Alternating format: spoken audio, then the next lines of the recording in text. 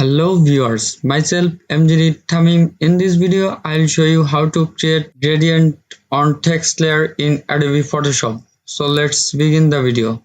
Firstly, you have to create a text layer and right click on the text layer, go to blending option and select gradient overlay. Then click on the gradient option. You can see a lot of many preset in this option. If you select one of the preset and choose one of the color, so you can see the gradient is used on the text layer, but I create a custom text layer. So simply double click on the color choosing option and select the color that you want. I select green and click OK. Similarly, you have to choose another color by double click on this option and I select orange color and click OK. If you want to save the gradient as a preset, you have to create a name.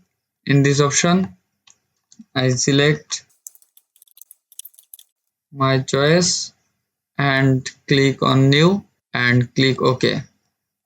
Here is the result. So you can create gradient in text layer in Adobe Photoshop very easily. Thank you for watching the video.